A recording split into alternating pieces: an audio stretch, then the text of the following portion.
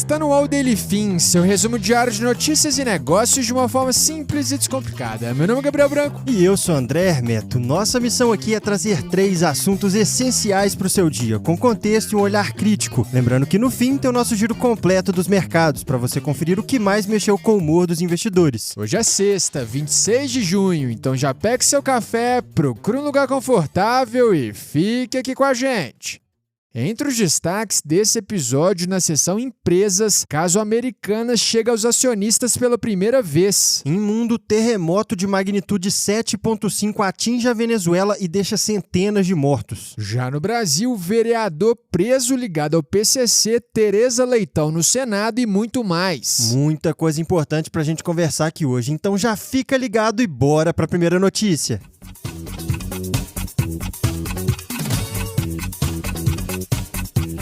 No mundo dos negócios, o caso da Americanas ganhou um novo capítulo. E agora a investigação chegou aos acionistas da varejista e também a executivos de grandes bancos. Ontem, dia 25, a Polícia Federal deflagrou a segunda fase da Operação Disclosure, que apura a fraude contábil bilionária revelada na companhia. Ao todo, foram determinados 9 mandados de busca e apreensão, além do bloqueio de até 54 bilhões de reais em bens dos investigados. Para relembrar o caso, o escândalo veio à tona em janeiro de 2023, quando a Americanas revelou as chamadas inconsistências contábeis, que inicialmente foram estimadas em 20 bilhões de reais. No dia seguinte, as ações da empresa despencaram 77% e poucos dias depois, a companhia entrou em uma das maiores recuperações judiciais da história do Brasil, com dívidas acima de 50 bilhões de reais. E por trás dessa fraude estavam 2 manobras principais. A primeira era a classificação de dívidas de risco sacado como se fossem obrigações com fornecedores. E a segunda envolvia contratos de verbas de propagandas cooperadas, que foram inflados ou registrados sem lastro real. E voltando para a nova fase da operação, segundo a Polícia Federal, os investigados tinham pleno conhecimento das fraudes praticadas ao longo dos anos e recebiam bônus milionários. Essa informação tem como base delações premiadas, depoimentos e quebras de sigilo. Entre os alvos da operação de ontem estão Beto Sicupira, sócio fundador da 3G Capital, Paulo Alberto Lema, filho de Jorge Paulo Lema e ex-conselheiro da Americanas, e Eduardo Saggioro, atual presidente do conselho da companhia. Depois da operação, os acionistas de referência Jorge Paulo Lema, Marcel Teles e o próprio Sicupira disseram em nota que foram surpreendidos e que também teriam sido enganados pela antiga diretoria da empresa. E enquanto a investigação avança, tem também o lado corporativo da Americanas. A companhia deixou a recuperação judicial em março desse ano, mas o mercado voltou a reagir mal com a nova fase da operação. Ontem, dia 25, as ações da Americanas recuaram 5,37%. Pois é, Branco, mesmo fora da recuperação judicial, a Americanas ainda carrega um caso que parece que não vai terminar tão cedo. Mas com esse novo capítulo no mundo corporativo fechado, a gente segue agora para o noticiário internacional.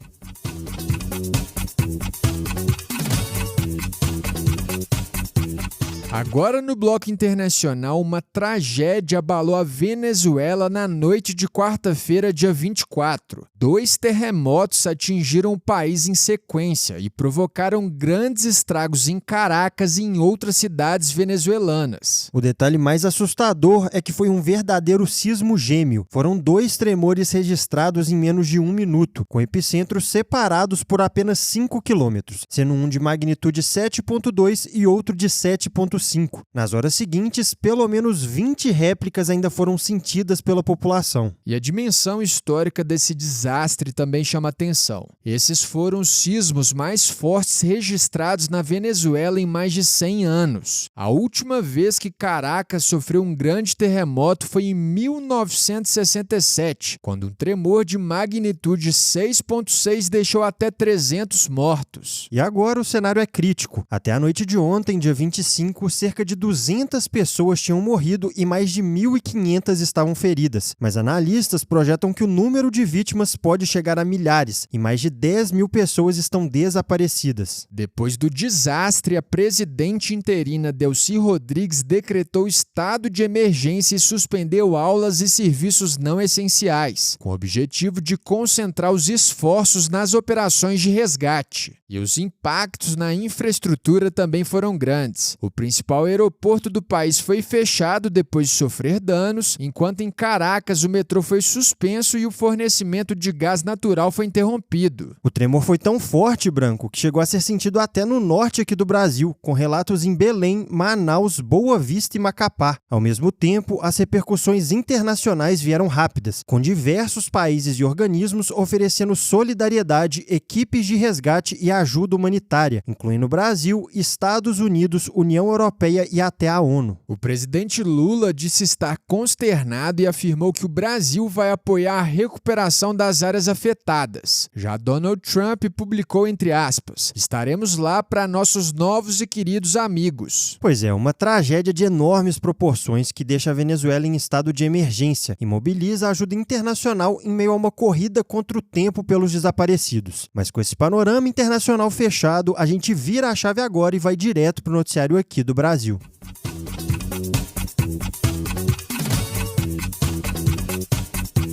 Começando o Bloco de Brasil com a primeira notícia, a Polícia Civil prendeu ontem o vereador Senival Moura do PT de São Paulo, numa operação contra a lavagem de dinheiro do PCC no transporte público da capital paulista. Segundo a investigação, Senival atuava como controlador da empresa Transunião, que teria sido usada para movimentar e dar aparência legal a recursos de origem criminosa. Nas buscas, os agentes encontraram um laboratório de drogas, fuzis e R$65 mil em sacos de lixo. Para você ter uma ideia da dimensão dessa operação, ao todo foram bloqueados R$194 milhões, além de 117 veículos e 21 imóveis. Depois da prisão, o PT divulgou uma nota afirmando que não compactua com o crime organizado. Agora, mudando de assunto dentro de Brasília, o presidente Lula anunciou ontem Tereza Leitão, do PT de Pernambuco, como nova líder do governo no Senado. Ela entra no lugar de Jacques Wagner, também do PT, que deixou o cargo depois de ser alvo de investigações relacionadas ao Banco Master. As prioridades de Tereza vão ser articular o fim da escala 6x1 e a PEC da segurança. Vale lembrar que ela foi eleita em 2022 como a primeira mulher a representar Pernambuco no Senado. E ao agradecer a indicação, ela destacou sua relação com Davi Alcolumbre, em meio ao desgaste do governo com o presidente da casa. E para fechar nosso giro político de hoje com a terceira notícia, Flávio Bolsonaro pediu desculpas publicamente a Michelle, depois que a ex-primeira-dama publicou vídeos dizendo que foi maltratada e desrespeitada pelo seu enteado. Esse episódio teria acontecido no ano passado, quando Michelle criticou o apoio do PL a Ciro Gomes e acabou sendo repreendida por Flávio. Nos bastidores, aliados já teriam sugerido que o senador aproximasse Michelle da pré-campanha e até indicasse o nome dela para um eventual ministério, mas essas sugestões acabaram sendo ignoradas. Em meio ao desgaste, o presidente do PL, Valdemar Costa Neto, disse que vai conversar com os dois. Já Michelle afirmou que não tem raiva de ninguém, numa tentativa de esfriar essa crise interna que ganhou força justamente num momento de articulação política para 2026. Mas agora, com a sessão Brasil fechada, bora conferir como os mercados fecharam ontem.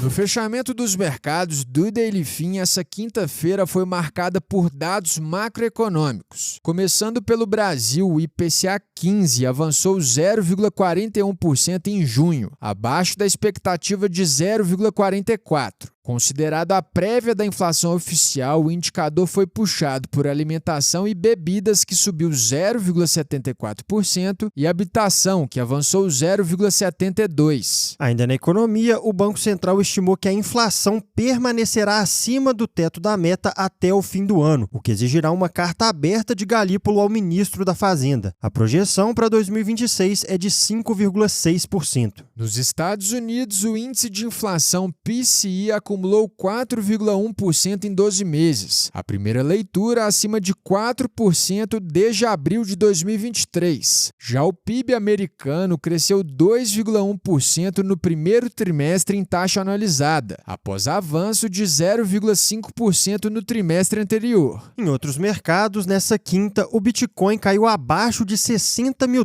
seu menor nível em 20 meses, enquanto o petróleo Brent voltou aos níveis anteriores à guerra no Oriente Médio, a $73 por barril. Em Nova York, o S&P 500 caiu 0,01%, enquanto o Nasdaq recuou 0,46%.